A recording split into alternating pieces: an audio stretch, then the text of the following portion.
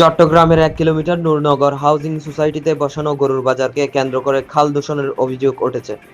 বাজারের ভেতরে থাকা নতুন খালে গরুর গোবর, বর্জ্য ও ময়লা আবর্জনা ফেলার কারণে পানির রং পরিবর্তন হয়ে দুর্গন্ধ ছড়াচ্ছে এলাকায়।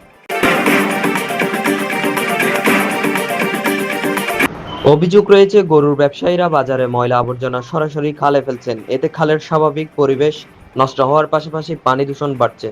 জানা গেছে, শুরুতে এই এলাকায় গরুর বাজার বসানোর বিষয়ে আপত্তি ছিল। পরে অনুমতি দেওয়ার পর এখন সেই বাজারের কারণে খাল নষ্ট হওয়ার অভিযোগ উঠেছে। সরেজমিনে দেখা যায়, খালের বিভিন্ন স্থানে গরুর বর্জ্য জমে আছে।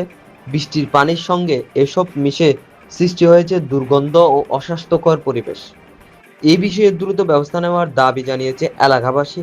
তারা বলছেন, এখনই বর্জ্য অপসারণ ও খাল পরিষ্কার না করা হলে পরিস্থিতি আরও খারাপ হতে পারে। এই বিষয়ে চট্টগ্রাম সিটি কর্পোরেশনের দৃষ্টি আকর্ষণ করেছেন এলাকাবাসীরা। চট্টলা টাইমস, চট্টগ্রাম।